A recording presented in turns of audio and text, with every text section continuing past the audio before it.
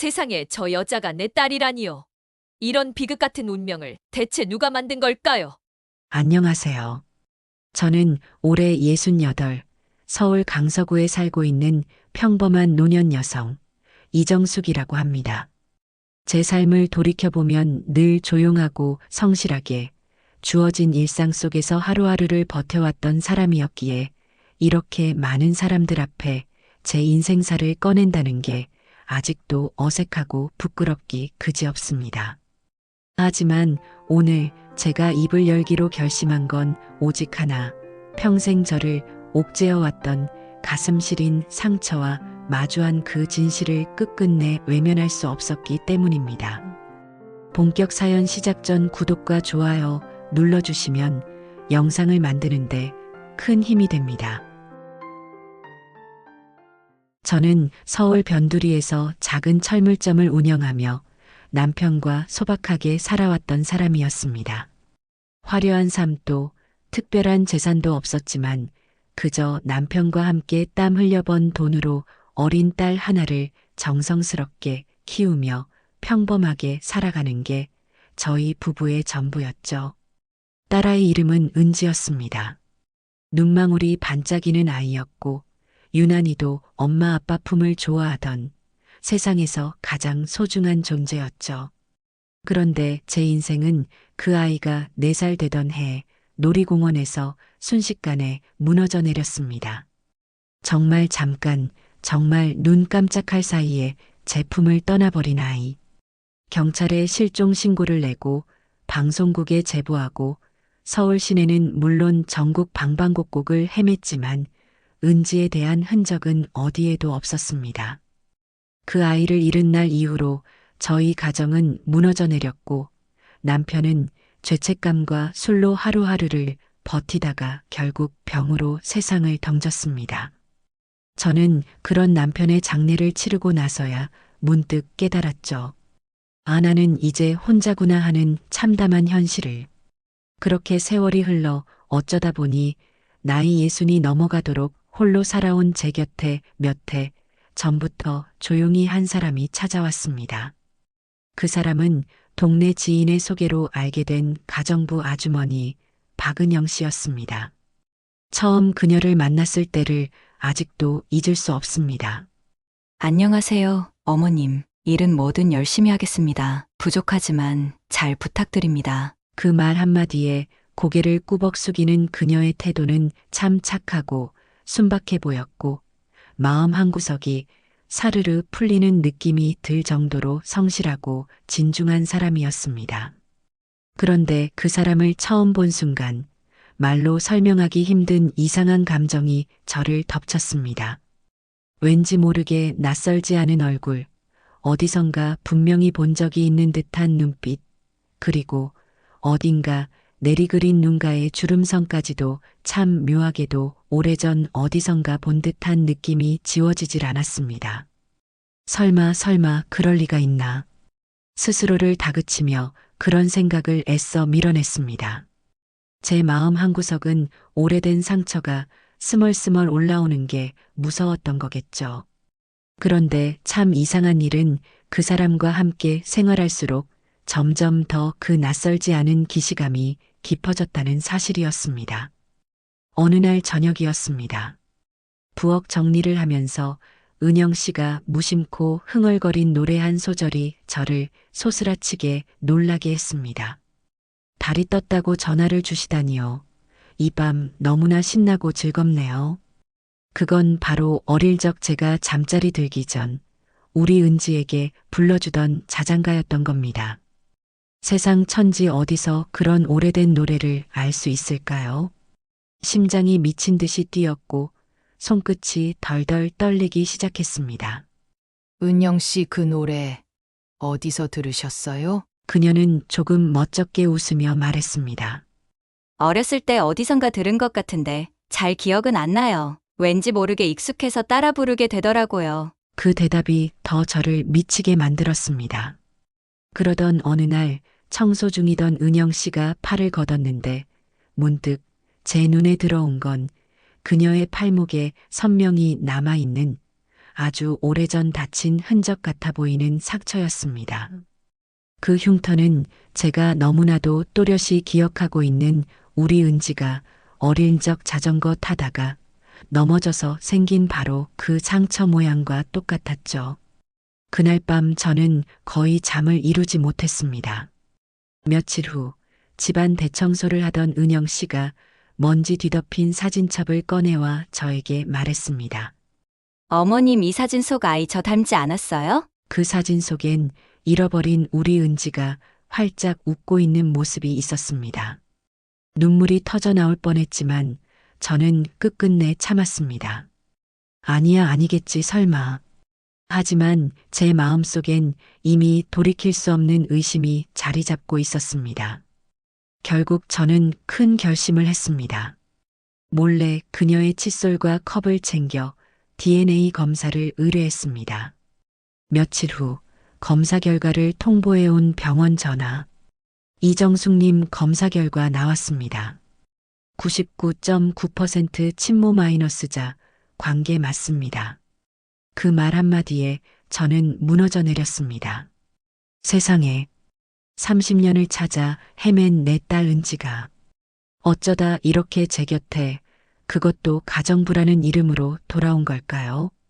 그토록 찾고 또 찾았던 아이였는데 서로를 알지 못한 채 상처만 안고 살아온 지난 세월은 대체 무슨 의미였을까요? 그리고 이제 저는 너무나 두려웠습니다. 이 진실을 은영 씨, 아니 내 딸 은지에게 어떻게 꺼내야 할지.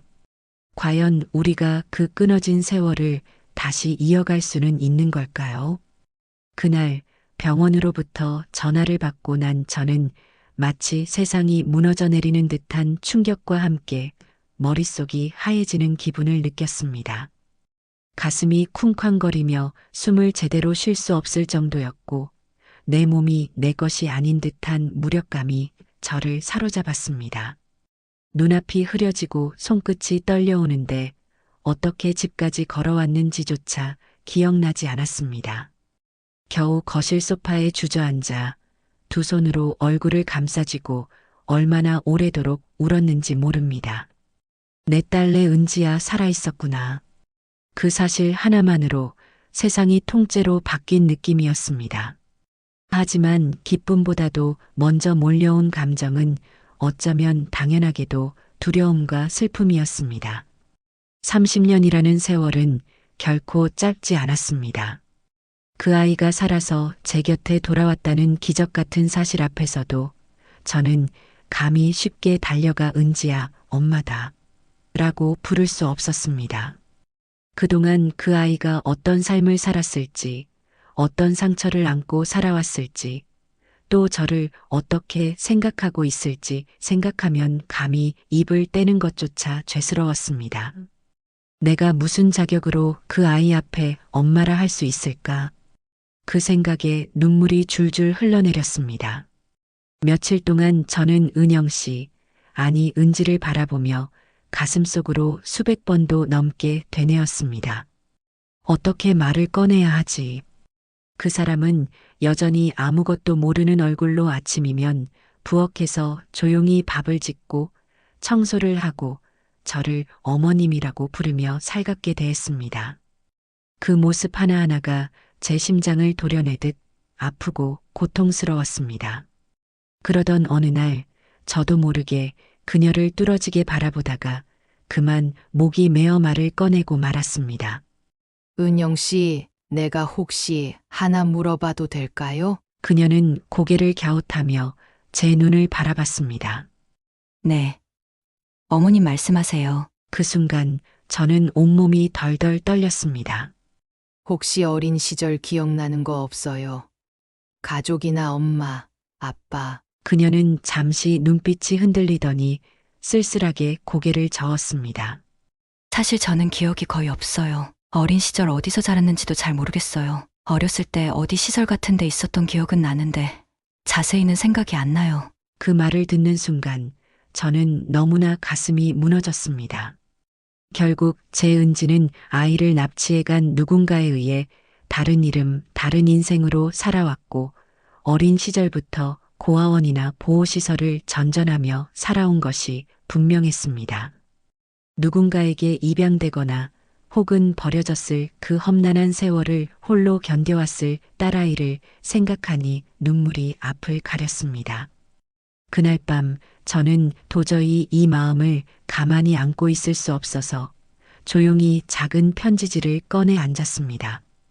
은지야, 아니, 은영아. 사실은 말이다. 저는 떨리는 손으로 그동안의 내 마음과 지난 세월, 그리고 진실을 적기 시작했습니다. 30년 전 그날 놀이공원에서 내가 사라졌던 순간부터 오늘 내가 내 곁에 돌아오기까지의 모든 시간을 고스란히 적었습니다. 내가 내 딸이라는 사실을 알게 되었지만 감히 내 앞에 엄마라 부를 용기가 없어. 이렇게 글로 남긴다. 며칠 후 저는 떨리는 마음으로 그 편지를 곱게 접어 봉투에 넣었습니다. 그리고 평소보다 일찍 귀가한 은영 씨에게 조심스럽게 말을 건넸습니다. 은영 씨, 잠깐 이거 좀 받아줄래요? 그녀는 어리둥절한 표정으로 고개를 갸웃하다가 제 손에 들린 편지를 받았습니다.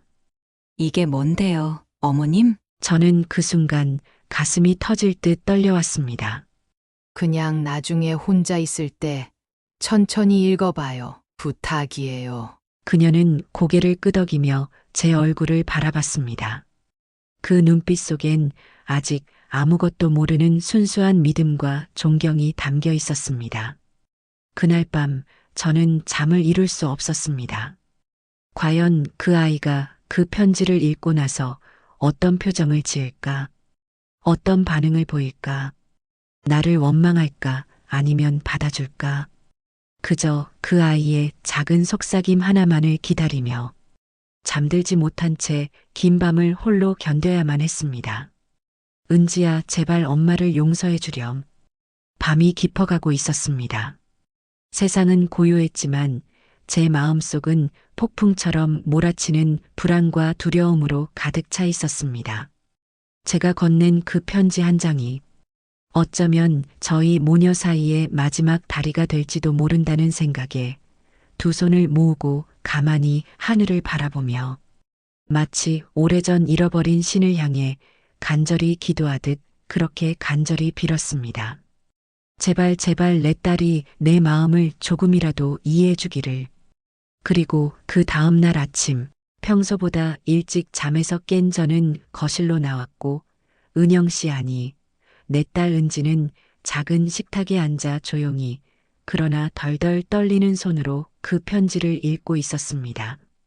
그녀의 어깨는 가늘게 떨리고 있었고 눈가에는 이미 눈물이 고여 있었으며 그녀가 편지를 읽는 내내 울음 섞인 숨소리가 조용한 새벽 공기 속에 흩어지고 있었습니다.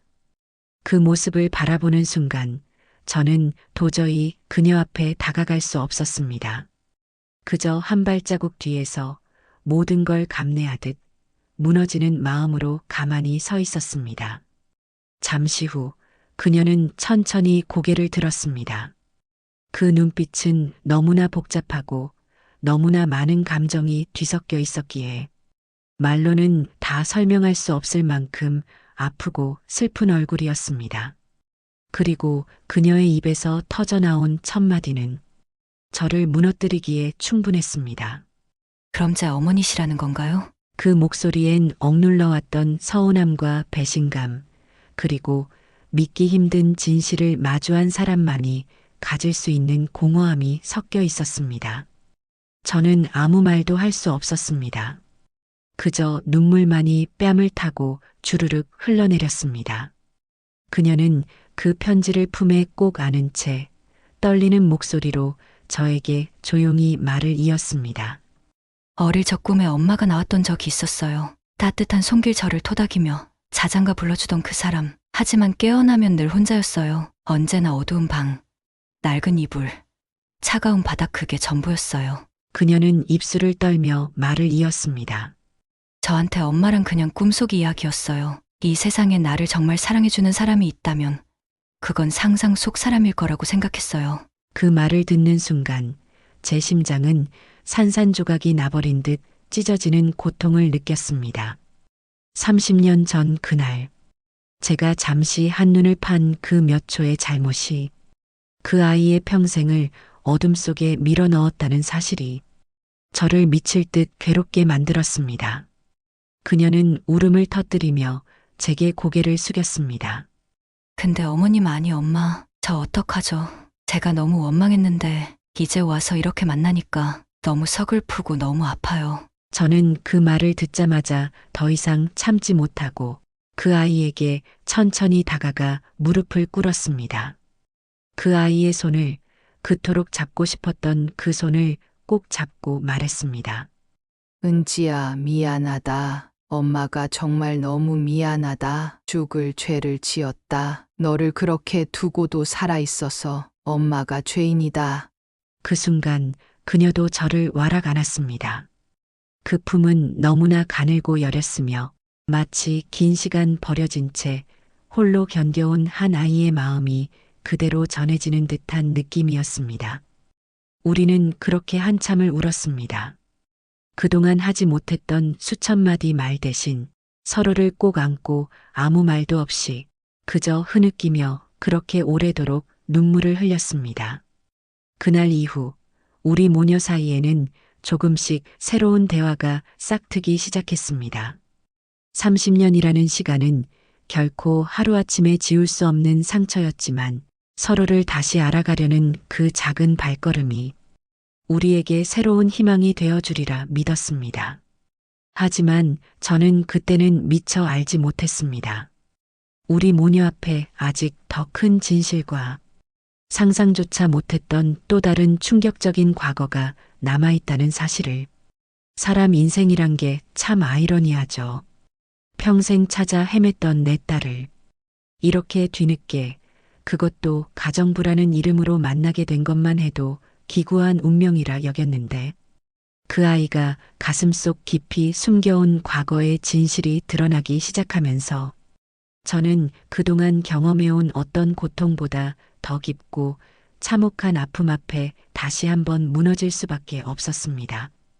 편지를 읽고 눈물로 저를 안았던 은지, 은영이는 그날 이후 조금씩 조심스럽게 자신의 과거 이야기를 꺼내기 시작했습니다. 우리는 거실 한켠 작은 테이블에 마주 앉아 따뜻한 차 한 잔 사이에 오래 묵혀둔 가슴속 이야기를 풀어내기 시작했습니다. 은지의 목소리는 처음엔 떨렸지만 차츰 담담해졌습니다. 마치 오래전 지옥 같던 기억을 꺼내놓는 것만으로도 자신을 치유하고 싶었던 걸까요? 그녀는 말했습니다.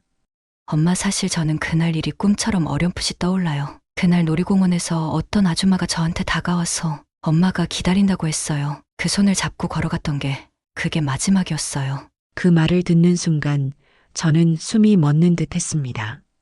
그 아이가 기억하는 그 아줌마. 도대체 누구였을까? 그리고 은지는 말을 이었습니다. 그 아줌마는 처음엔 저한테 엄마가 잠깐 일 보러 갔다고 했어요. 집에 데려다 준다고 했는데 그 다음부터는 이상한 남자가 나타났어요. 저는 덜컥 가슴이 내려앉았습니다.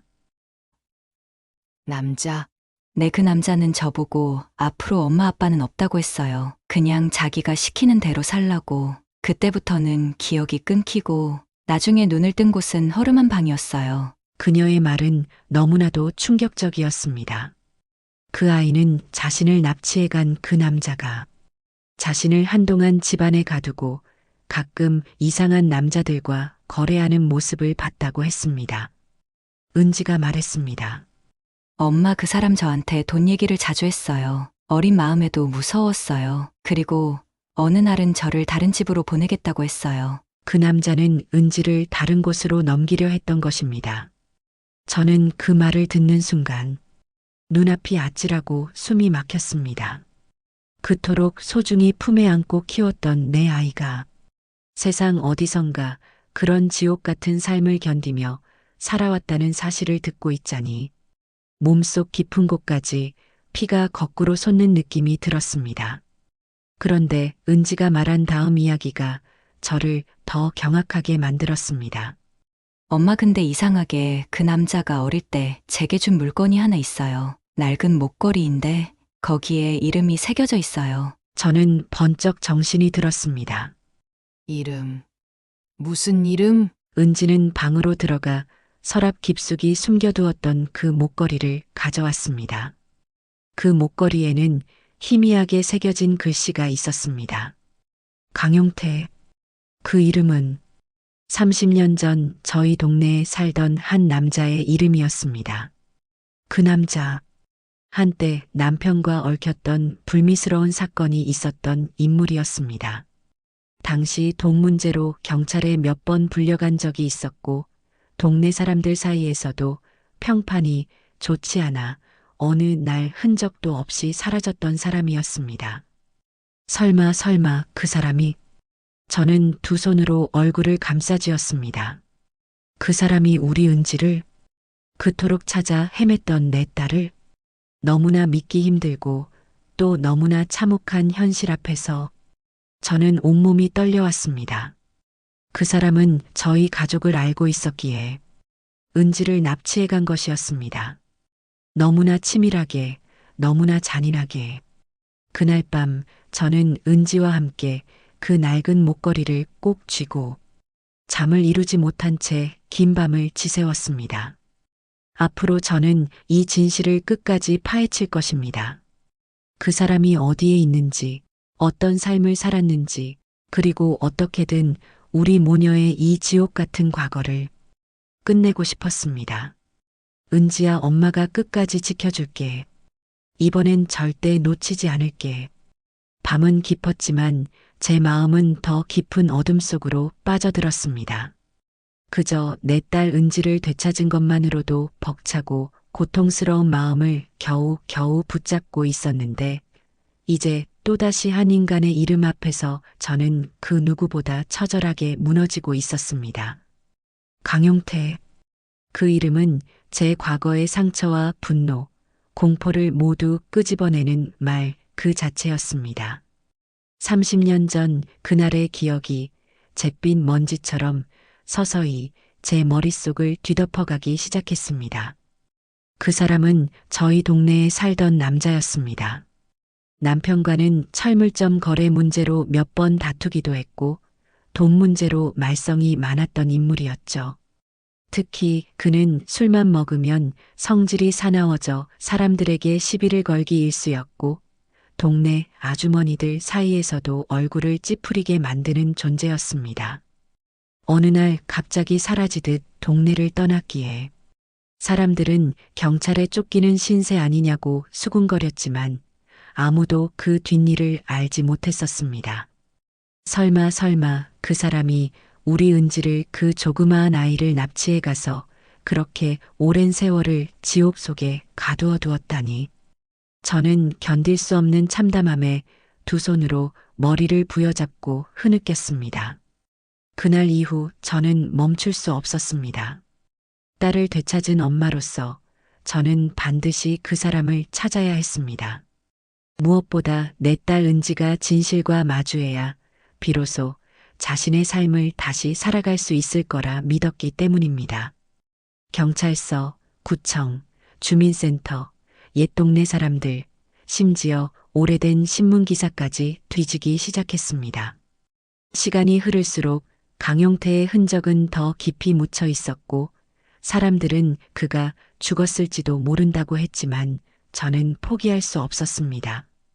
그러던 어느 날 오래된 철물점 장부 뒷장 사이에 누군가 끼워두었던 낡은 사진 한 장이 발견되었습니다.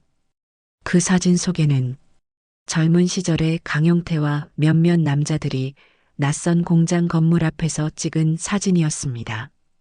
그리고 그 사진 뒤에는 삐뚤빼뚤한 글씨로 이런 문구가 적혀 있었습니다. 공장 뒷방 양평 창고. 순간 저는 가슴이 철렁 내려앉았습니다. 양평? 서울 외곽 한적한 동네. 사람들의 발길이 뜸한 공장지대. 설마 아직 거기에? 저는 이 사실을 은지에게 조심스럽게 털어놓았습니다. 은지야, 엄마가 내가 싫다면 말 안 하려고 했는데 그 사람 흔적을 찾은 것 같아. 그 아이는 한참을 말없이 고개를 숙이고 있다가 작은 목소리로 그러나 분명하게 말했습니다. 엄마 전 가볼래요. 그 사람이 어떻게 살고 있는지 저도 알아야 해요. 그 말에 저는 다시 한번 가슴이 저려왔습니다. 이 아이가 얼마나 아팠을까? 얼마나 두려웠을까? 그런데도 자신의 과거와 마주하려는 그 용기에 저는 더 이상 말릴 수가 없었습니다. 며칠 후 우리는 조심스럽게 양평으로 향했습니다. 낡은 공장 건물 뒤편 허름한 창고 한켠에서 우리는 누군가의 인기척을 느꼈습니다. 그리고 그곳에서 마주한 건 예전보다 훨씬 초라하고 늙은 그러나 눈빛만큼은 여전히 차가운 그 남자 강용태였습니다. 그는 낡은 담배를 물고 앉아 있다가 우리를 보자 눈을 부릅떴습니다. 뭐야, 누구야? 그 순간 은지는 제 손을 꽉 잡았습니다. 엄마 맞아요. 저 사람이에요. 저를 데려간 그 사람. 그 말에 저는 눈앞이 아찔하고 심장이 미친 듯이 뛰기 시작했습니다. 30년이라는 세월을 돌고 돌아 우리는 드디어 진실과 마주서 있었습니다. 이 남자 앞에서 나는 엄마로서, 은지는 딸로서 반드시 끝내야 할 싸움을 시작해야 했습니다. 은지야, 두려워하지 말자. 이제는 우리가 끝을 낼 시간이야. 그날 양평 외곽의 낡은 창고. 그곳은 무덤 같았습니다. 세상 모든 소리와 시간이 멈춘 듯 오직 우리 셋만이 숨죽이며 서 있었습니다. 30년. 참으로 긴 시간이었지만 그 사람의 얼굴을 마주하는 순간 마치 어제 일처럼 생생하게 그날의 기억이 밀려왔습니다. 그 남자 강용태는 늙고 초라해진 몰골이었지만 그의 눈빛만큼은 여전히 도끼가 서려 있었습니다. 은지가 떨리는 목소리로 말했습니다. 저 기억 안 나요? 30년 전 놀이공원에서 저를 데려갔던 그 사람 당신이잖아요. 그 말에 강용태는 순간 흠칫했지만 이내 비웃음을 흘리며 태연하게 담배 연기를 뿜어냈습니다. 그래, 맞다. 내가 데려갔다. 근데 어쩌라고? 그 태도는 저를 미치게 만들었습니다. 내가 그년 딸이었기 때문이지. 그년 그 말은 바로 저 이정숙을 향한 말이었습니다. 강용태는 헛웃음을 터뜨리며 말했습니다. 내 엄마 그년이 나한테 뭘 했는지 알아? 내 인생을 망쳐놨어. 철물점건 때문에 경찰서 들락날락하게 만들고 사람들 앞에서 개망신 주고 나 같은 놈은 어떻게 되든 상관없다는 식으로 무시했잖아. 저는 두 손으로 입을 막고 떨었습니다. 그 사람의 그릇된 분노와 복수가 고스란히 제 아이에게 향했던 것이었습니다. 그래서 널 데려갔지. 처음엔 돈이나 받아볼까 했어. 근데 그게 쉽지 않더라고. 경찰이 깔려있고 동네가 시끄러워지니까 결국 널 데리고 숨어 살았지. 그 순간 제 딸 은지가 그동안 억눌러왔던 분노를 터뜨렸습니다.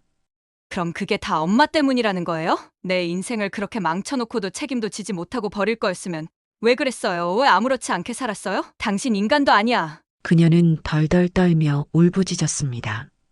저 또한 무릎이 풀려 그 자리에 주저앉았습니다. 내가 그때 그 사람을 조금 더 조심했더라면, 조금 더 두려워하고 경계했더라면, 죄책감이 저를 삼켜갔습니다. 하지만 우리는 울기만 할 수 없었습니다. 그날 이후 우리는 경찰서에 정식 고발장을 제출했습니다.